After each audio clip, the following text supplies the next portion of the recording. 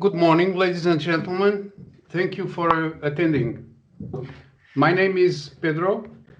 I am the Managing Director of APR, the Portuguese Association of Resorts, and I will be your host for this session.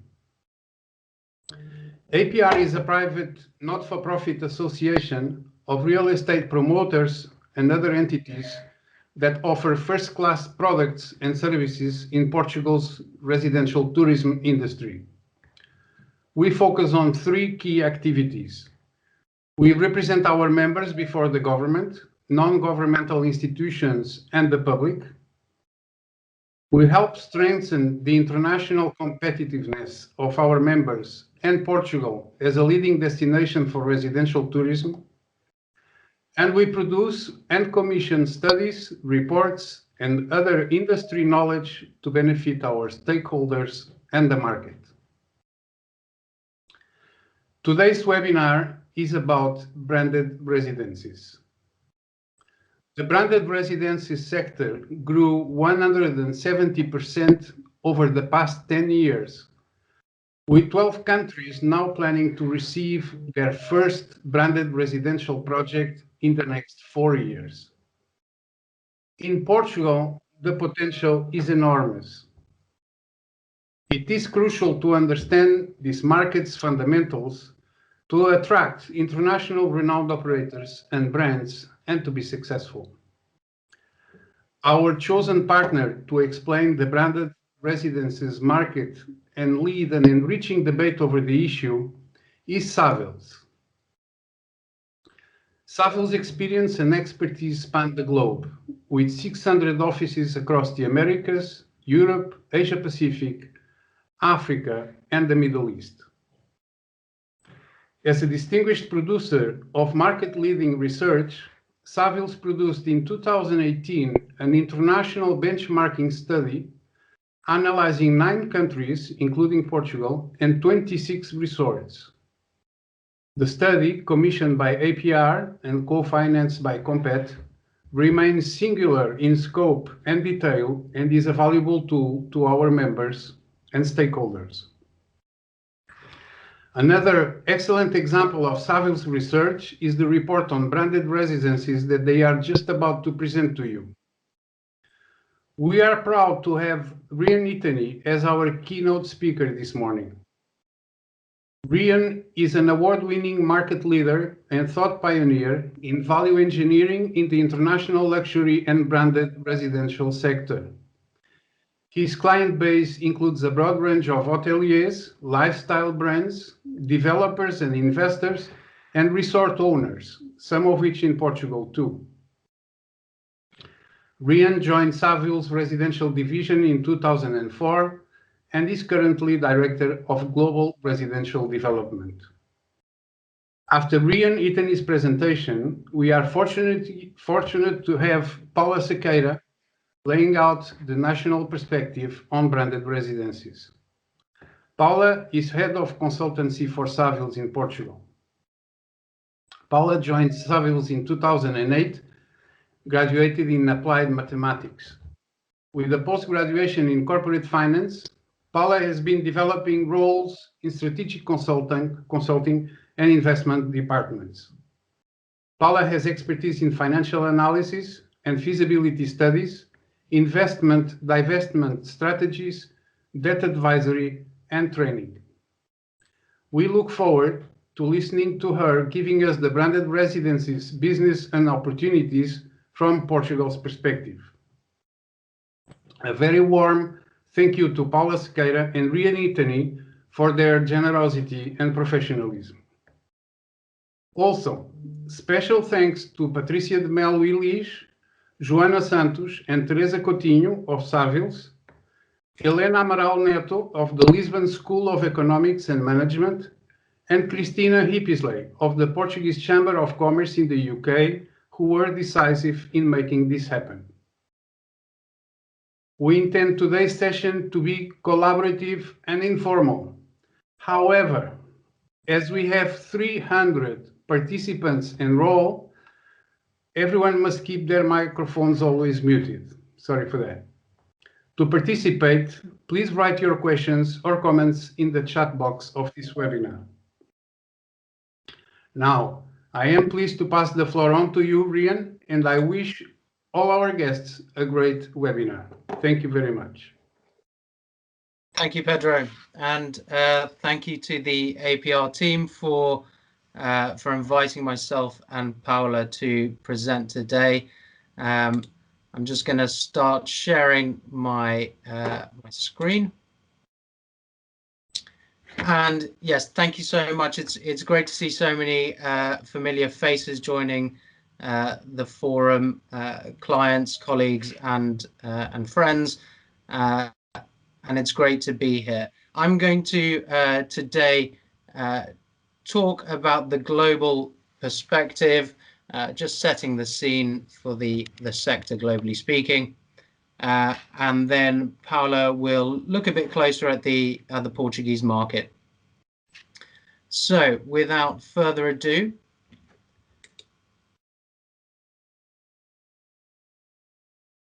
to start off with, I just wanted to make sure everyone was on the same page in terms of what is a branded residence.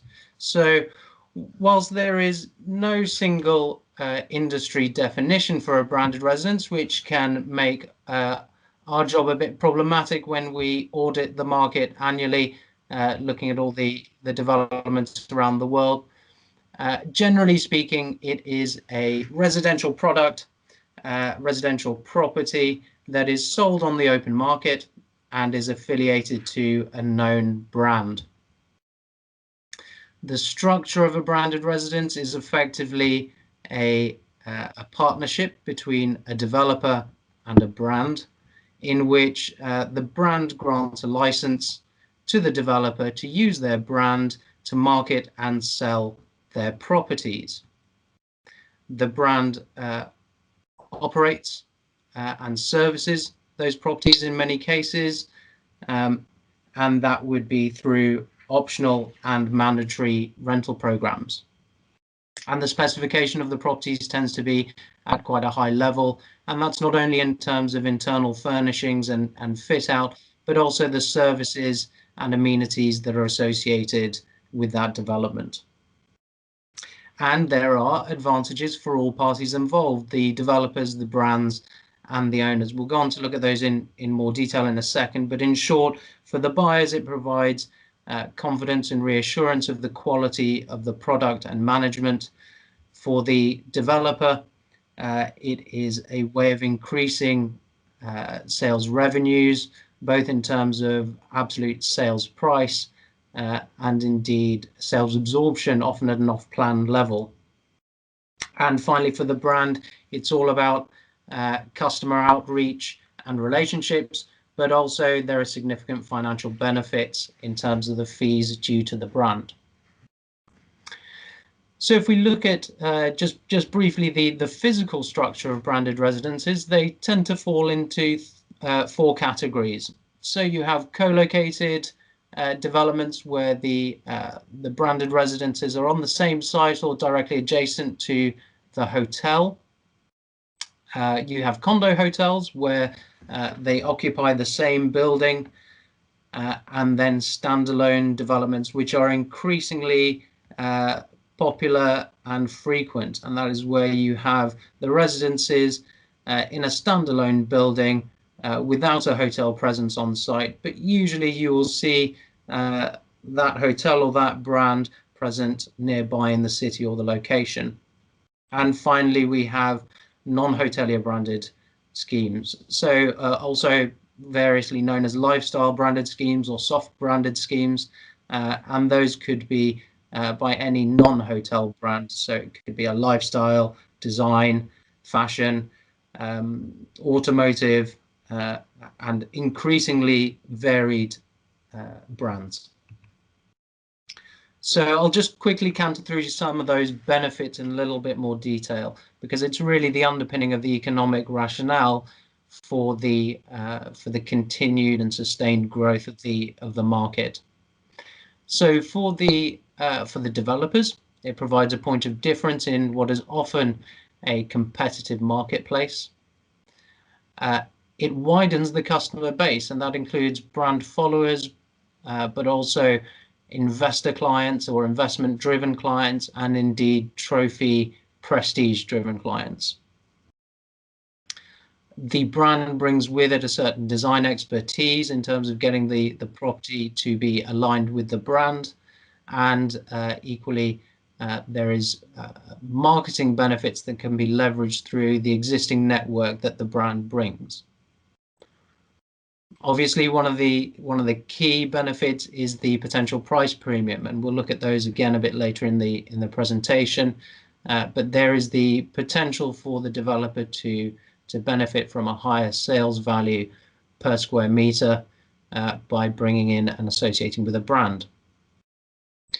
The cash flow profile of a branded residence is extremely important, and it's something that I talk to my clients a lot about when they're considering going into developing branded residence. So if we take the example of a hotel branded residence, if you look at a traditional model of developing a hotel, you've got to build the hotel, then launch it, and then trade it over a number of years, anywhere between 3, 7, 10 years, before the income stabilizes, and you can then sell that on to another investor.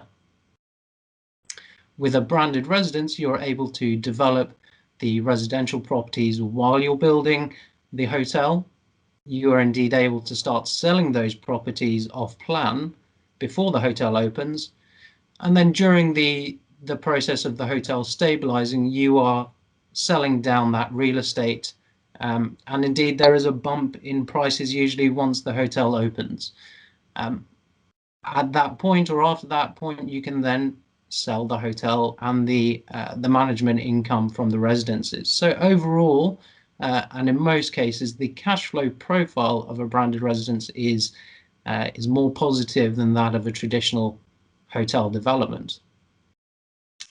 And finally, it can also help from an urbanistic perspective, where you developing a single use, be it a hotel or just residences, residential property may well be more contentious or less likely to be granted. So for the brands, there is a financial benefit, and that is through the fees that are due, and that could be the licensing fees, royalties on the sales of the properties, and design and management fees. There is additional rental inventory that they can then provide to their guests as well. So in addition to the suites that sit within the hotel, through having branded residences within a rental pool, they're able to provide 1-bedroom, 2-bedroom, 3-bedroom apartments and villas to give their guests an option when they want more space, or they are there with their family or a larger group of friends. And a lot of what the brands are interested in is having a deeper customer relationship beyond their day-to-day products, especially within the lifestyle branded sector. It is important for them to reach their customers in a variety of different ways, and property is an increasingly interesting proposition for them. Finally, for the owners, there is the benefit of having a prestige or trophy property benefiting from brand association, to often sit within a portfolio of 2, 3, or 4 properties globally. The quality of the product that is developed, because it has to reach certain brand standards, is often of a higher quality. The buyer knows that their property is going to be professionally managed and serviced, which is a great benefit for when you're looking for a lock up and leave style property that can be rented out in your absence.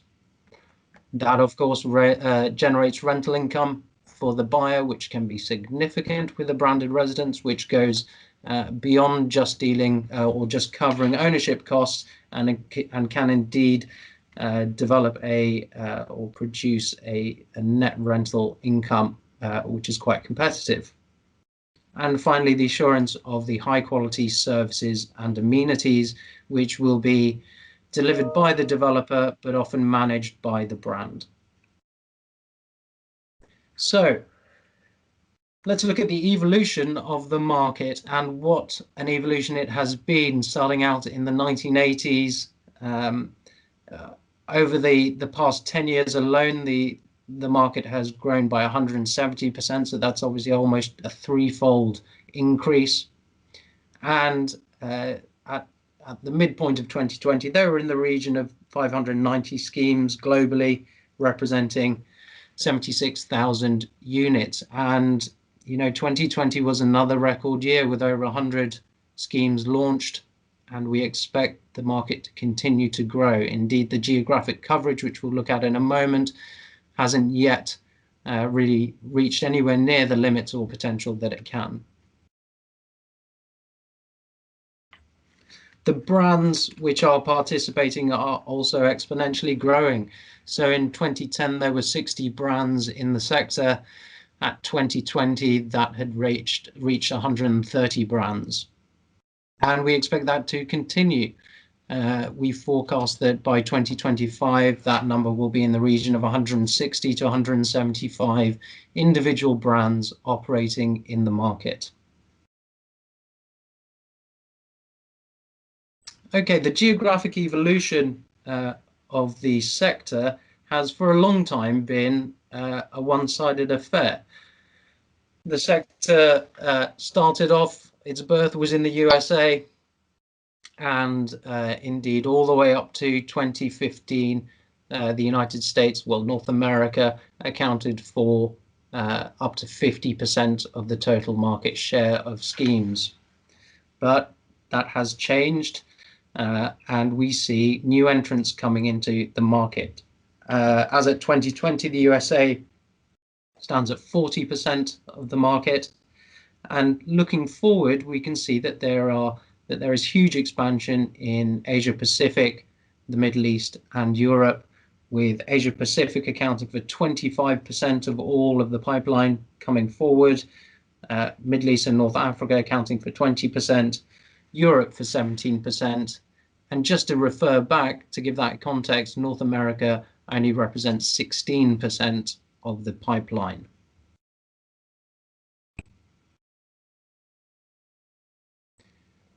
Okay, so if we look at the individual top 10 countries, it's no surprise that the USA is still the leading country in the region of 185 developments. But we see that expansion of Asia Pacific is being led by locations such as Thailand, China, Indonesia, India, and Vietnam.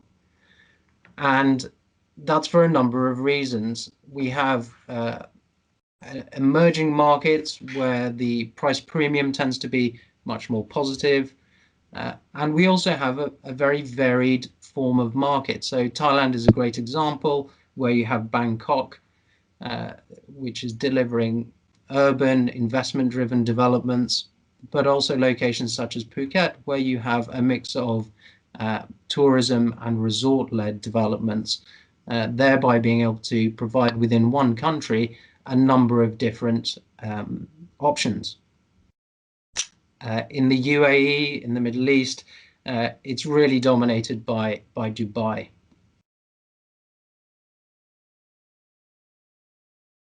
So this is a world map showing the current existing and operating branded residential schemes.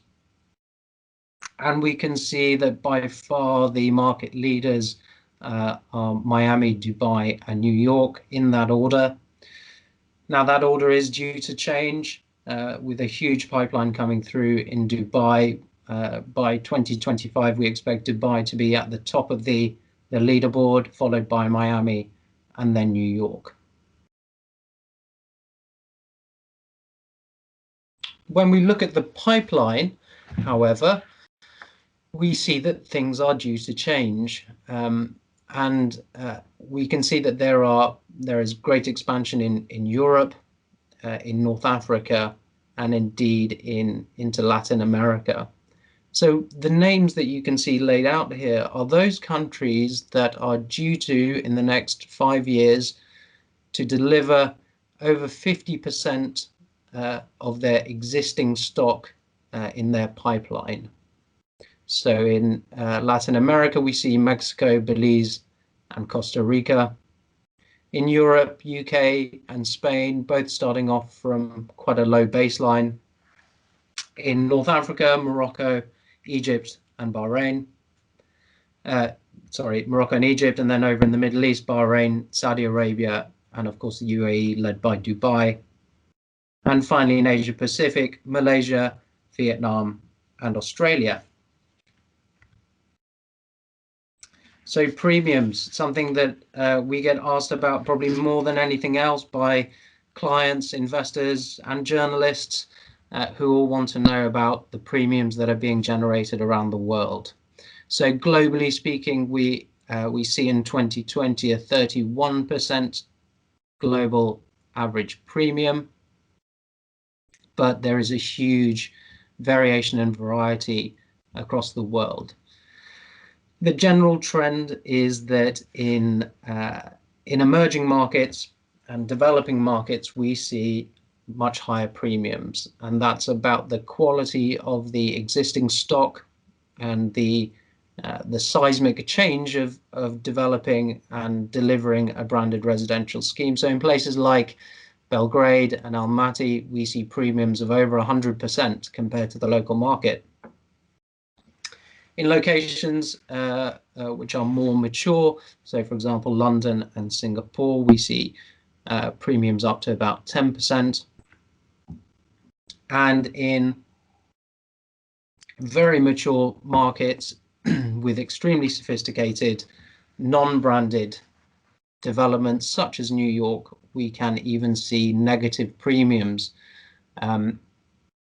because it is that much more difficult for a branded development to compete against a neighboring scheme that has fantastic design, fantastic interiors, a wealth of services and amenities, and all of the investment-driven and lifestyle-driven aspects that the buyers are looking for. We see the sweet spot, however, at around 30%. So that is most notably driven in places like Miami and Dubai, which are prime but established cities. And both of those cities are ones in which the wealth that is deployed into property is often generated in emerging markets and then imported via FDI into that country. But of course, brand is not just enough. It's not just about the brands, and a developer has to take full note of the location of the property, the services and the amenities, and indeed the brand association with that location and the buyer market. And unless a development is market driven and the product is correct, the amenities are correct, the pricing is correct, the ownership structure and the rental pool structure is market aligned, then you are likely to see low absorption rates, and in worst case scenario, the requirement for price reductions instead of strong price increases. And that is what myself and my team spend our day-to-day life doing all around the world for our clients, is making sure that the development at an off-plan level is absolutely market driven, and that we understand who the buyers are, what they're looking for, and how we can deliver that to them in that development. Okay, the top players, which is a fascinating evolution of winners and losers and entrants and exits.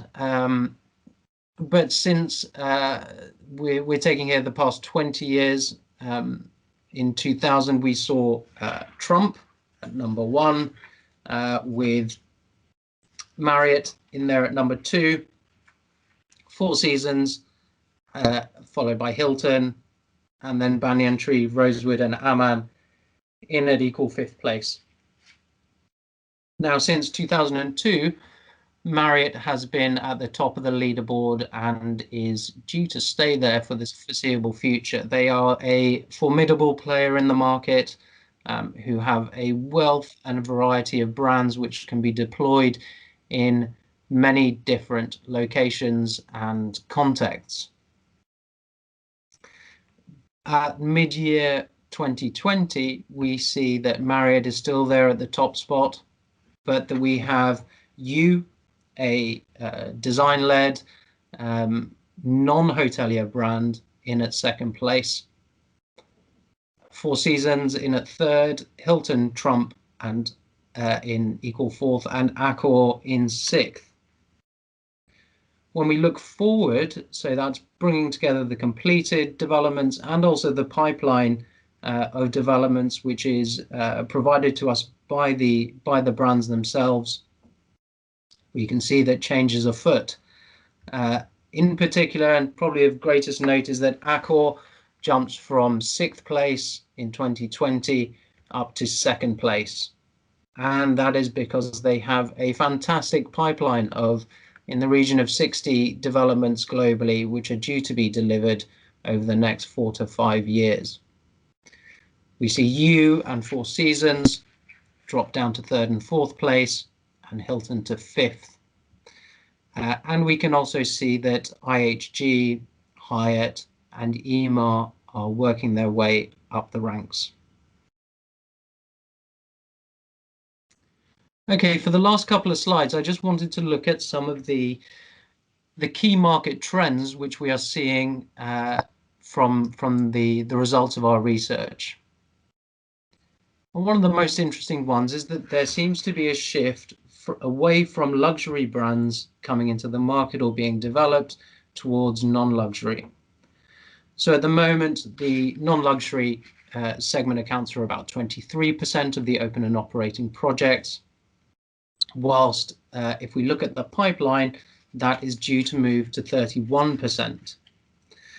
The main players in this market include Westin by Marriott, Hilton, Swissôtel and M Gallery by Accor, the Autograph Collection also by Marriott, and Vida by Emaar. Now, why is this so important and where is this happening? Well, the chain scale variation, as we call it, is being driven by the East. So whilst North America currently leads in terms of the open and completed schemes at 43% of the global market, actually in Thailand and Vietnam, non-luxury brands account for almost half of the complete and pipeline schemes. And why is this important? Why is the non-luxury segment important? Well, it's about deployability. It's about a brand and their developers being able to get into as many locations as quickly as possible and selling down that property as effectively as possible.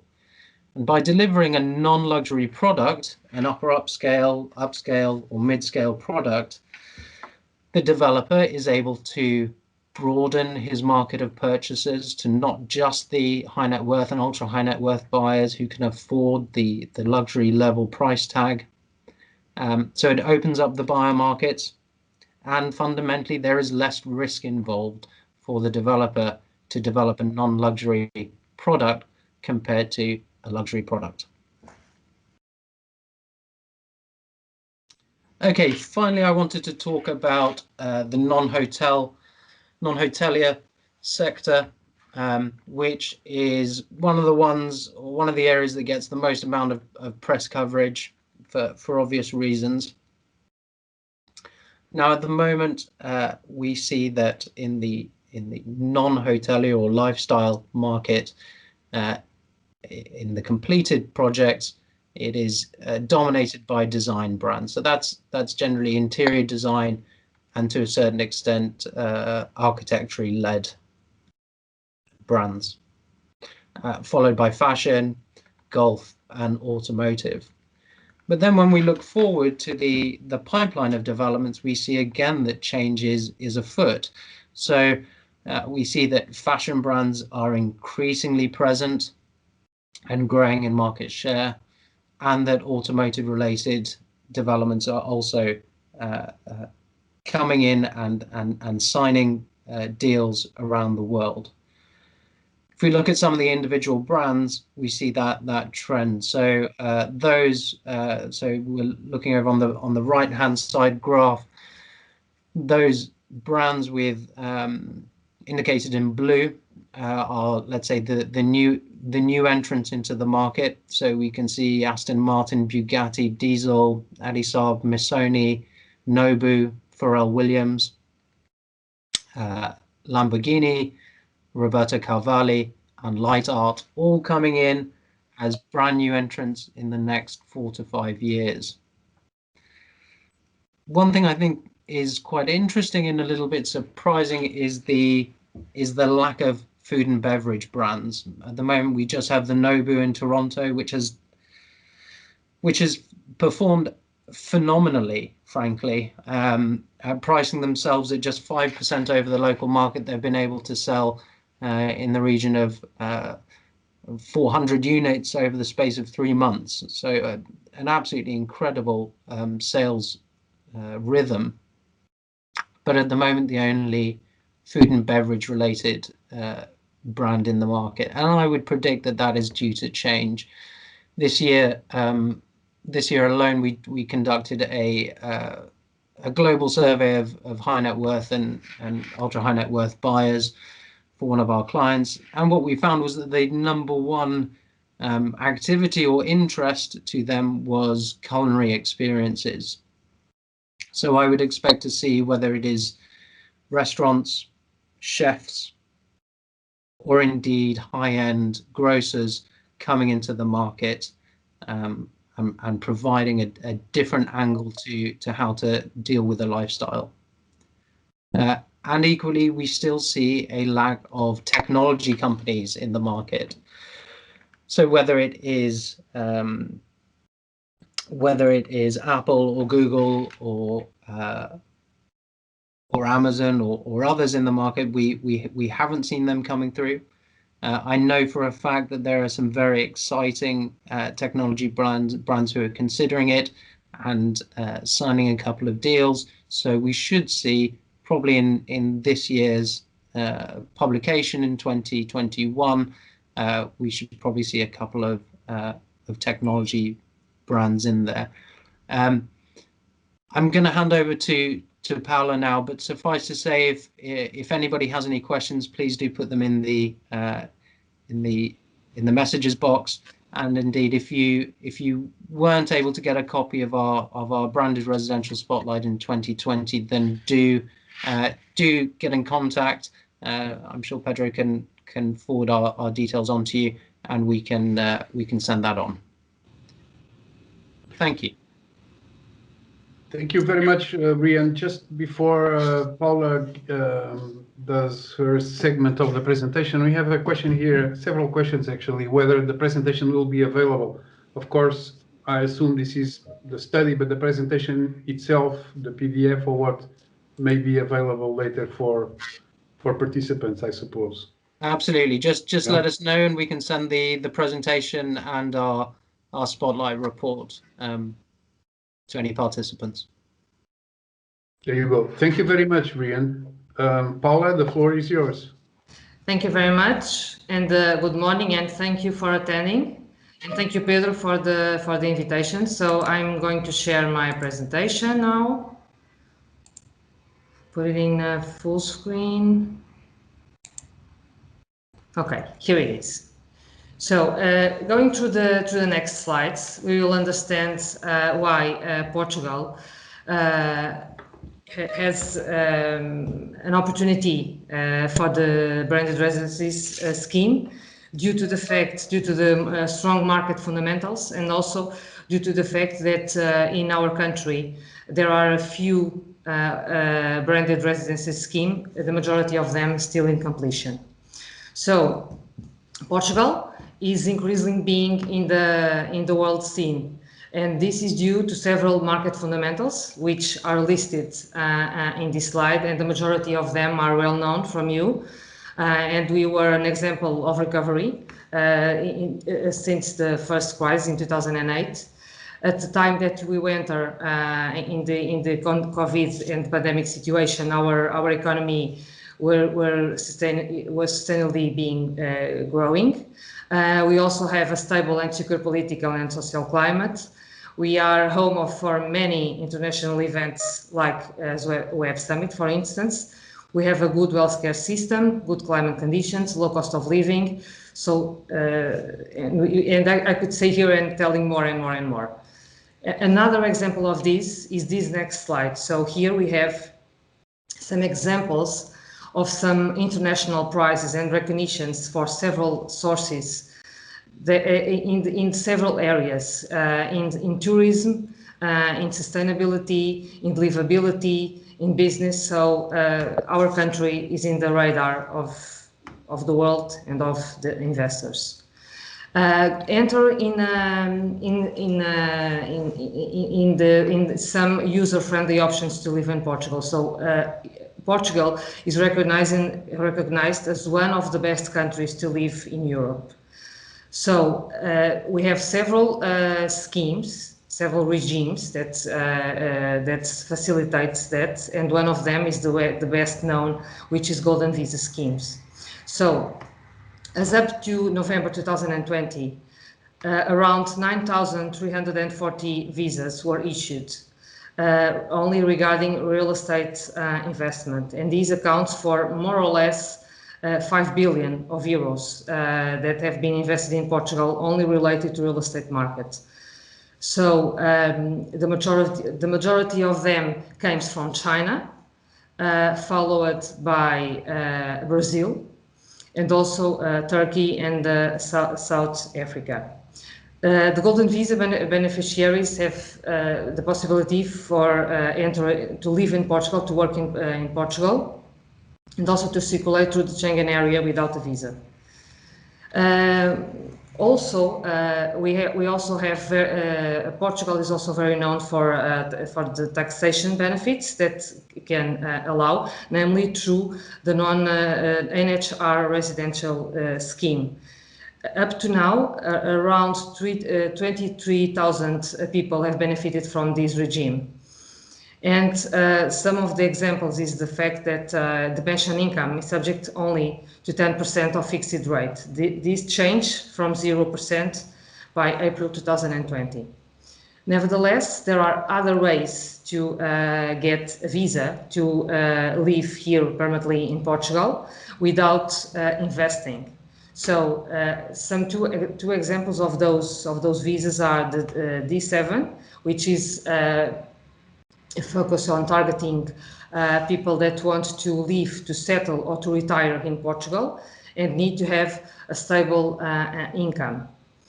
Another one is the T2, which is towards the business people. So like digital nomads, consulting entrepreneurial persons, individuals that have already a business settled in Portugal or are thinking in have it. And so they can they can try to have that visa. Regarding resident population, until in 2019, the total resident population in Portugal was around 600,000 citizens. Taking into account that the age group from 25 to 44 years old accounted for 44% of the living population, which accounts for 262,000 citizens. And this number keeps increasing. In 2019, it increased almost 40% when compared to the numbers of 2018. If we look at the top 8 of nationalities, we will see that the biggest one is Brazil, then followed by UK, and then France and China. If we look to the Algarve, the most important one are UK and Brazil.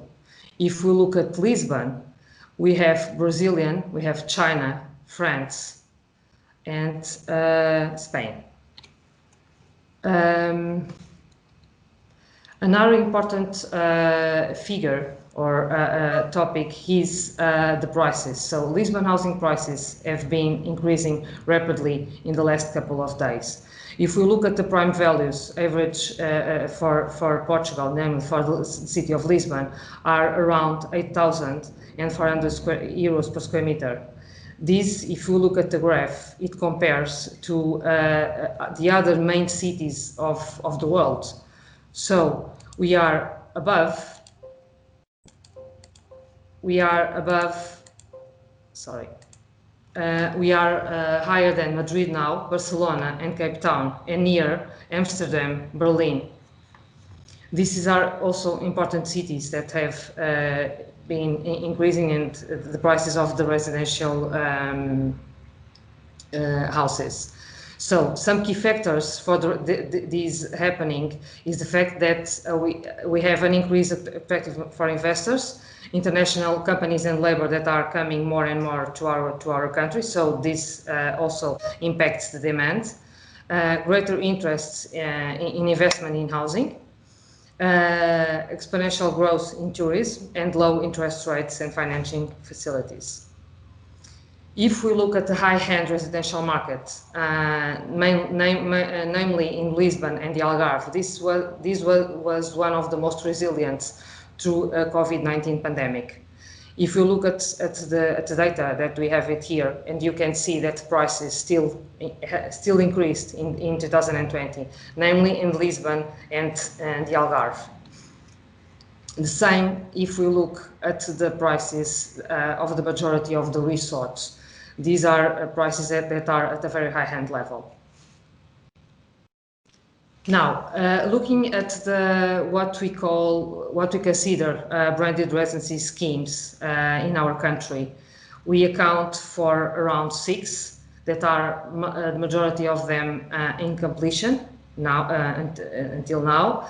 2 of them are in urban prime areas, namely Lisbon, and the other 4 are in the Algarve.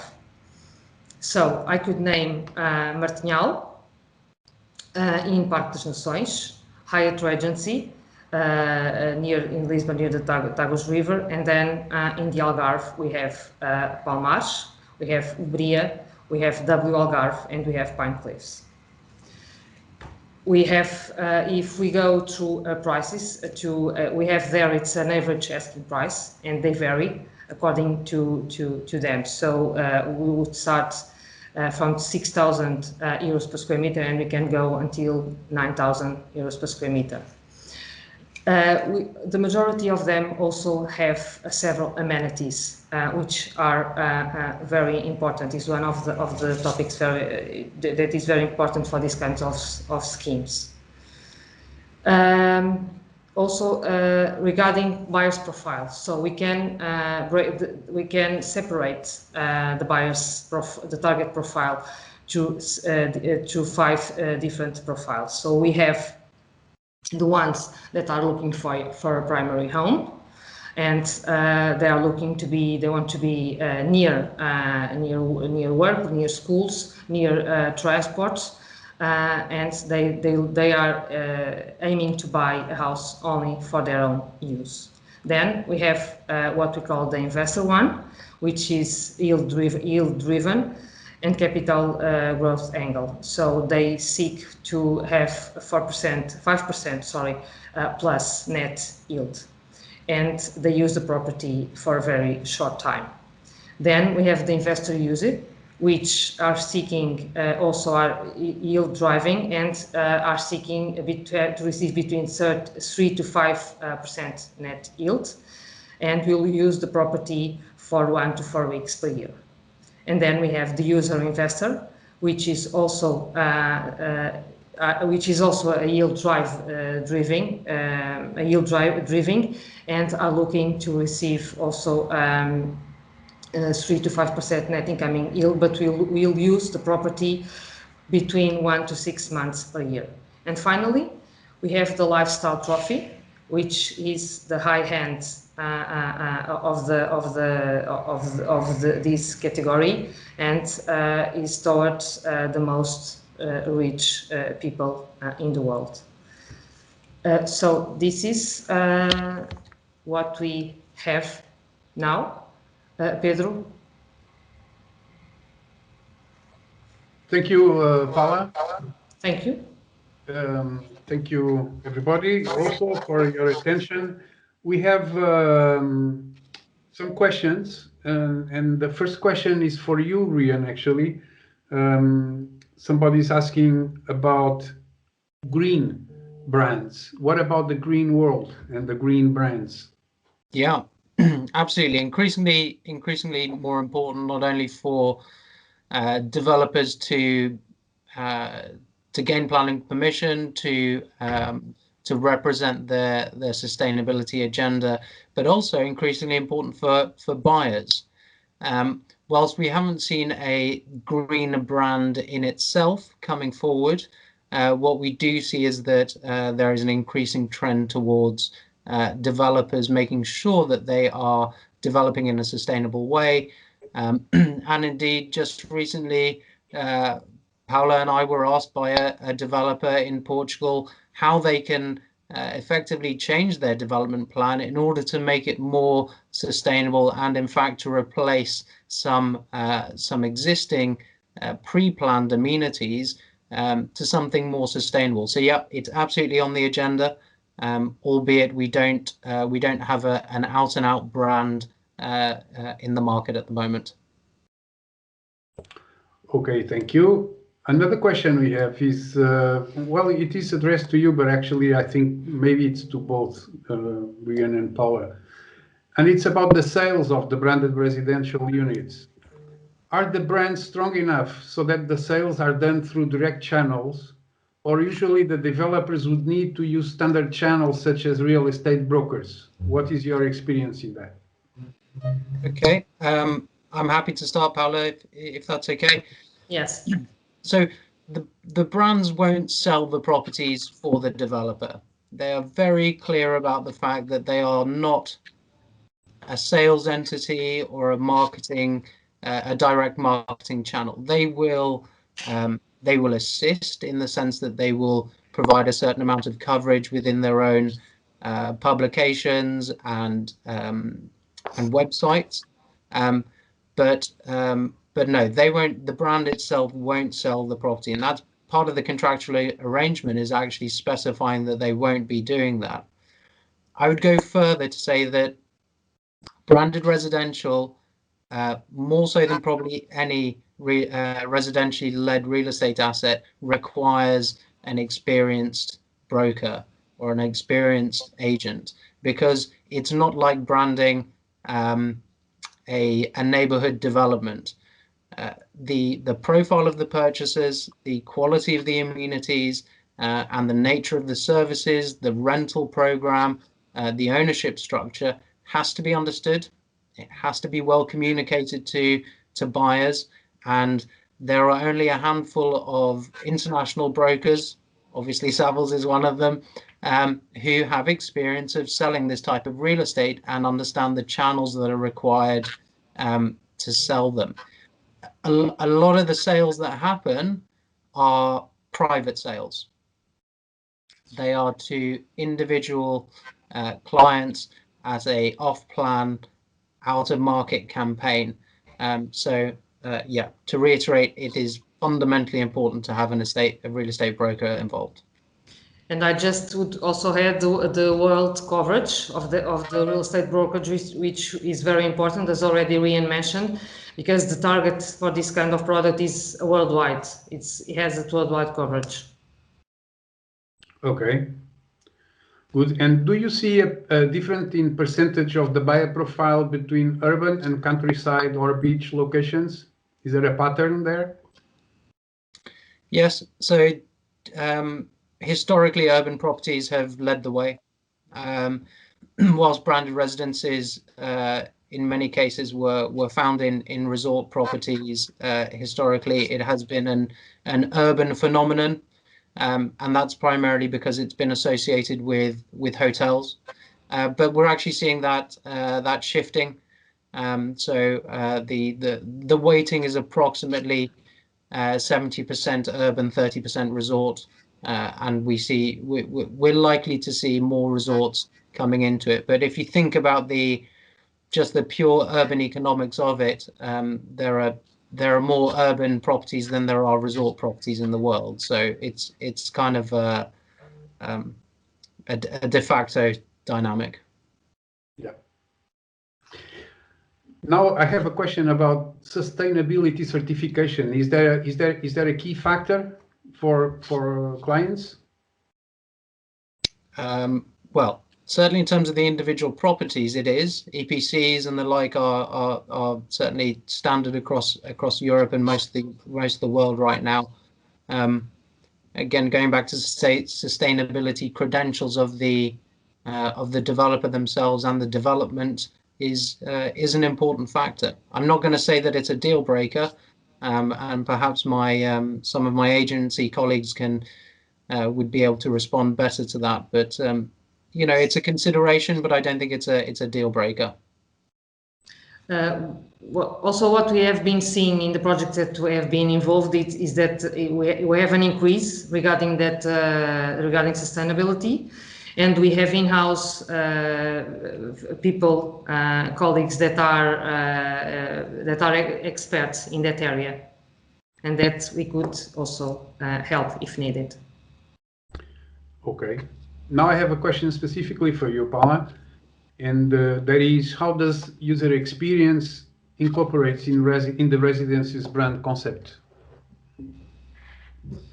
Sorry, I don't understand if I quite. So the question is, how does user experience is incorporated in residences brand concept? So I suppose that are brands creating specific user experiences and making a brand out of it, making a name out of it? Well, Rian then can also complete, but yes, namely with this pandemic impact, there is some changes that we felt, some changes in the products, and those changes were regarding working spaces, for instance. More amenities, more open, more green areas, more terraces, balconies. The areas change. And the brands and the developers must be aware of these changes, of these constantly changes, and incorporate them in the designs. Rian, I don't know if you agree or want to add something. Yeah, I do agree, and if you think about it, the user experience is at the very heart of a branded residential concept. From the moment you arrive at your property and you experience the security and the valet and the concierge services, to the internal fit out of your apartment or villa. The services and amenities that you experience as you go along through your day-to-day life in the property are at the absolute heart of the experience. And you have lots of brands who are working on developing real USPs within that. So just to single one out, Equinox hotels and Equinox gyms is a great example of people who are going for a truly differentiated experience that is all around high performance living, wellness and well-being, from having rooms which are climatically controlled depending on the time of day. You have fantastic sound systems and light filtration in the rooms and in the spaces. The food that you get in the F&B facilities is all driven around health and performance. So yeah, I'd say that the user experience is at the very heart of it all. Excellent, thank you. Another question, if we may. You mentioned the average premium in the sales price in different parts of the world. Now the question is that average premium accompanied by also a premium in investment costs, I suppose? Yes, I mean there is it's not coupled with, or nobody would do it. You know, the premium is not weighed out by the costs. In fact, myself and my team conducted a global study of the net profit margin that is available by doing branded residences. And whilst you see an increase in costs of anywhere between 8 and 15% by doing a branded residence, so 8% just on base construction cost and fit out, and then if you include marketing, sales fees, and professional fees by bringing in an international architect, interior designer, then that cost can go up by approximately 15%. But the increase in revenue is, globally speaking, 30%. So, you know, it's easy maths to see that the net profit margin is much better compared to doing it non-branded. Having said that, there is always an interplay between the cost of, let's say, the sales price and the absorption rate in a branded residential scheme. And that is a place where clients and developers often make a big mistake, which is to think that they can charge prices at 40 or 50% above the market average and expect to sell 50, 60 apartments per annum. And it doesn't work like that. You have to balance those two factors. And that's something that we study and we recommend to our clients, is how to balance those factors. And as I mentioned during the presentation, you know, the Nobu in Toronto is a fantastic living example of how, if you put your premium marginally or just above the local market, and you have a great internationally recognized brand, you will get a ridiculous absorption rate, a huge absorption rate, and that is all relative. So the greater you increase your premium above the local market, the more you can see your absorption rate drop away as the breadth of the target market decreases, and the process of, let's say, convincing the buyer becomes more and more challenging. So you have to decide as a developer which particular driver do you want. Do you want to sell a lot of units very quickly, or do you want to sell the most expensive units slowly? And what we always advise to our clients, and what we do all around the world, is to find that balance. It can be weighted slightly in one direction or slightly in the other, but you've got to find the balance, or you're either leaving a lot of value on the table, or you're going to be in that development for a long time. Okay, now I have a gentleman asking that he thinks brand royalties should be exclusively based on the sales price increase brought by the brand, not on the total sales price. What's your view on it? Your views? Well, you know, that's an interesting point and a contentious There's a point there. Yeah. You know, I think the brands would be very upset with that. There is, you know, there's potentially the argument to say that the value add is the element that they should be paid against. But then if you think about it from a calculation perspective, that becomes quite problematic, because effectively you need to set up then a baseline of comparable non-branded prices to then assess the value add margin.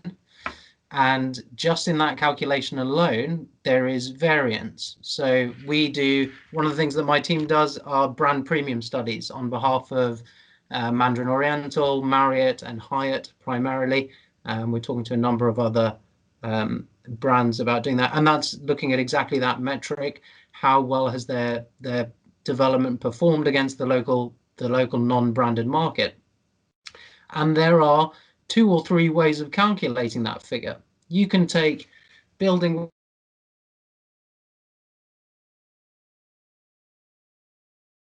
Brian, are Yes. you with us? Yeah. Yep.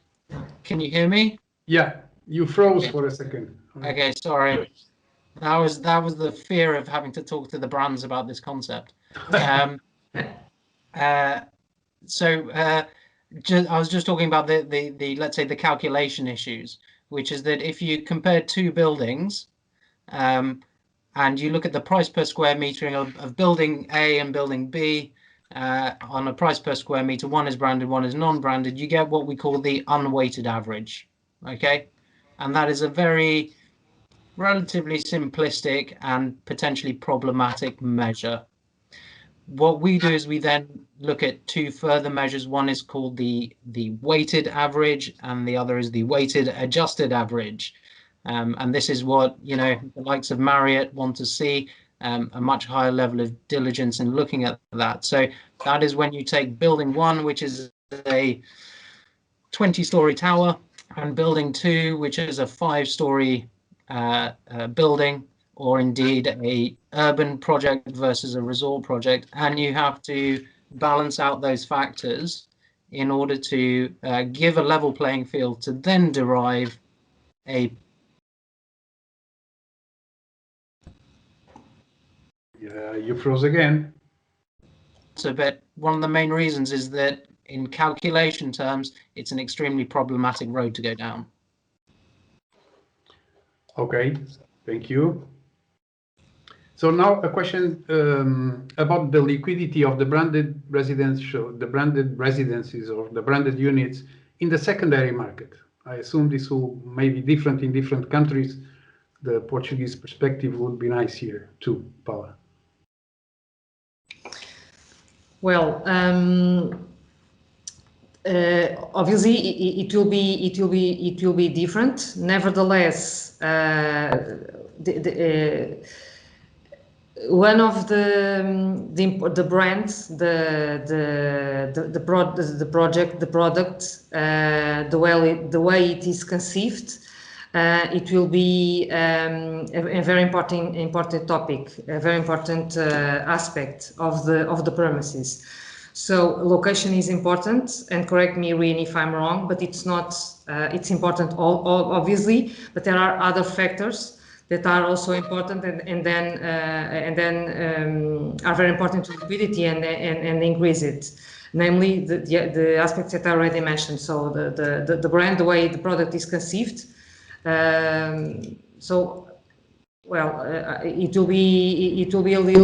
will be different in a secondary location, but nevertheless it will be higher than other kind of products that will be in the area. Okay, thank you. Can Savills forecast what type of brands beyond hospitality will enter the branded residency sector in the future? Well, forecasting it is always problematic, but as I've said, I think we're going to see design and interiors brands consolidating their position in the market. We are going to see health, wellness, and medical brands increasing in the market. It's obviously very topical and chimes a lot. But as I said during my presentation, my two big predictions are that we will see food and technology. Sadly, they're the two things closest to any human's heart in this modern age. It's always dangerous for me to mention exact brands, but you could see very high-end grocers and food retailers coming into the market and doing fantastic food and beverage provision, chefs and restaurants equally providing great to-the-door service in terms of food and food delivery. And then secondly, I would say the technology sector. Helena Amaral, who I know is on the call, we are talking to a number of brands in the market at the moment, one of which is a world-renowned technology brand who's looking to really transform the way that we experience our residential spaces. That's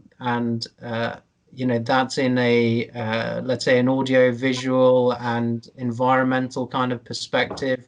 But we haven't seen anything around smart homes, a truly connected residential property where everything in the home is dealt for me. You know, there is, you know, automated systems dealing with the domestic chores in the house. There is a effective and bespoke delivery system of packages and products.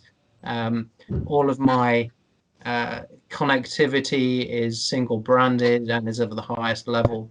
So I think there's lots of room to go in the technology sector. Very good. So after the guarantee period, is there a way, do we know, or do you know what's the average return to investors?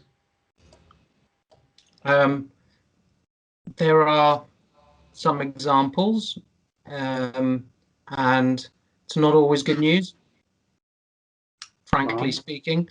Often that guaranteed 5% yield, net yield, can go down to more in the region of 2.5 to 3%. But it's a reality of the sales structure. You know, the developer wishes to incentivize buyers to come into the development and to buy property, and they have a number of mechanisms of doing it. They can give a huge discount on sale, or they can effectively spread that discount over a period of time through providing a guaranteed return. The fact is that return is not, when it's put into the open market, is not guaranteed, because it is usually it reverts back to the performance of the individual unit as opposed to being a pooled income.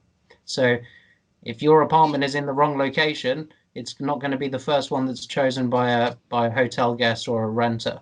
So it's just, you know, it's moving from a pooled generalistic return to a very unit specific return. So there's bound to be winners and losers when that happens. Okay. So now we have a question. Guess what? With COVID in it. So has COVID skewed the demand profile of luxury branded residences? And is there a shift for more space or lifestyle resort versus pure investment or high density? I know in Portugal we have, haven't we, Paula? We are seeing an increase of the demand of luxury and more space lifestyle. But is that the case? Do you agree with this? Well, I think what we've seen. Sorry, Paula, do go ahead. No, I was saying what I already mentioned, that the high-end market, housing market, it was one of the most resilient ones due to its liquidity, and also that there are some new aspects that are being demanded through to this COVID and through to this COVID pandemic. So people are giving more importance to their space, to their working space, to their open air space, and this is being included in the projects that are coming to the market. And I imagine that this will be also not only in Portugal but in other cities. Yeah, we're actually seeing, from a sales perspective, sort of a boom in branded residential sales, because as I wrote in a blog a couple of months back, a branded residential development has the ability to provide all of the amenities, services, security, and privacy that high net worth buyers want, but increasingly it's that exclusivity of use and convenience of use. So if I can't, in this day and age, go out and get the services and amenities from third-party providers in different buildings in a public forum, I am able to do it if it's in my own building. So that is that's proving very popular. And the W Algarve is a great example of that, as one of the, if not the fastest selling branded residence in Europe, because it's got so much on its doorstep. Thank you. Just a quick question from one lady participant is, beyond Equinox, can you remind us what was the name of the other brand that has incorporated USP at the heart of the branded residences offer? You mentioned Equinox and another brand. Well, I can't mention the brand that I talked about. So we're in discussion with them on a particular project and on a pipeline of projects, but I'm afraid that one's confidential. If it's the one that I was talking about in terms of the technology sphere. But I mean, you don't have to look very far. Even within the hotel brands, they're pivoting towards more experiential day-to-day kind of experiences rather than the let's say the hard amenities. Mm-hmm. And would you consider the Toyota City project as a branded residence product? The Toyota City one? Yeah. I'm afraid I don't know too much about it. Do you know anything about this, Paula? No. Okay. So the person that asked this question will have to specify it more. So we have a statement from Patricia de Melo-Luis. I guess everybody has access to the chat box. Thank you, Patricia, for your statement. Thank you to Rui Menezes Ferreira, which is the president of APR, also left a statement in our chat box that you are all welcome to read. And just two final questions. How mixed use branded projects are competing with single units offer? That's one. And the other one is how important is brand to accelerate the lack of destination saliency or evidence, such as, for example, Saudi Arabia? Okay. Sorry, Pedro, can you repeat the first? The first is how mixed. Sorry, just slipped now. How mixed use branded projects are competing with single units offer?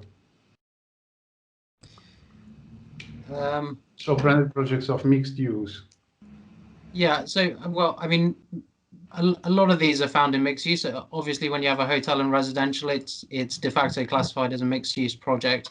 If we're talking about that versus standalone branded residences, or are we talking about that versus individual units? I'm not sure, but certainly, if we talk about standalone branded residences versus mixed use, both are very popular, but they tend to be quite different. So standalone properties tend to be at the higher end.